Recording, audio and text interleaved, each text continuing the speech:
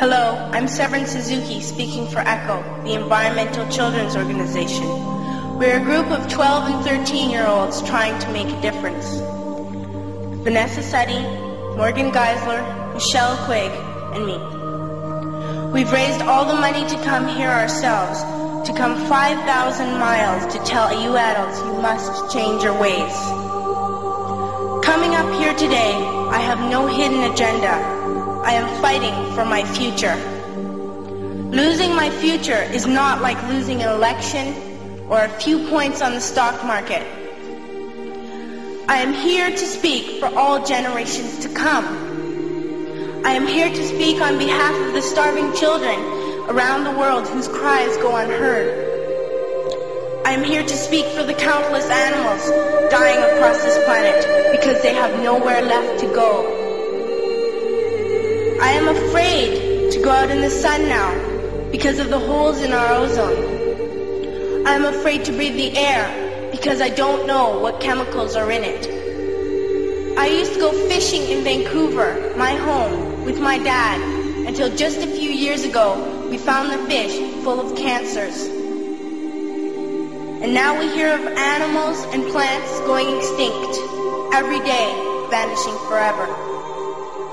In my life, I have dreamt of seeing the great herds of wild animals, jungles and rainforests, full of birds and butterflies. But now I wonder if they will even exist for my children to see. Did you have to worry of these things when you were my age? All this is happening before our eyes, and yet we act as if we have all the time we want and all the solutions. I'm only a child and I don't have all the solutions. But I want you to realize neither do you. You don't know how to fix the holes in our ozone layer. You don't know how to bring the salmon back up a dead stream. You don't know how to bring back an animal now extinct. And you can't bring back the forest that once grew where there is now a desert. If you don't know how to fix it, please stop breaking it. Here, you may be delegates of your government, business people, organizers, reporters, or politicians, but really, your mothers and fathers, sisters and brothers, aunts and uncles, and all of you are someone's child. I'm only a child, yet I know we are all part of a family, 5 billion strong, in fact, 30 million species strong. And borders and governments will never change that. I'm only a child, yet I know we are all in this together and should act as one single world towards one single goal. In my anger, I am not blind, and in my fear, I am not afraid of telling the world how I feel. In my country, we make so much waste. We buy and throw away, and yet northern countries will not share with the needy. Even when we have more than enough, we are afraid to share.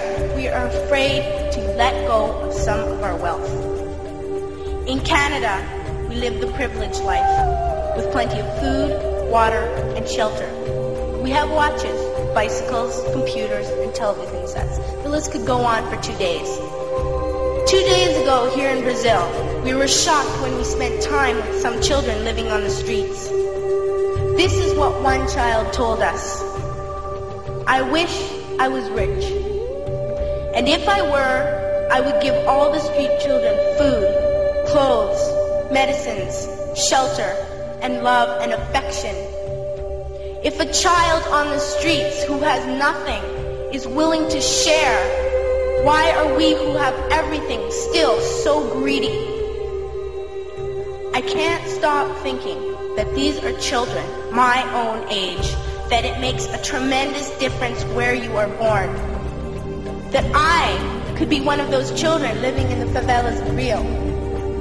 I could be a child starving in Somalia, or a victim of war in the Middle East, or a beggar in India.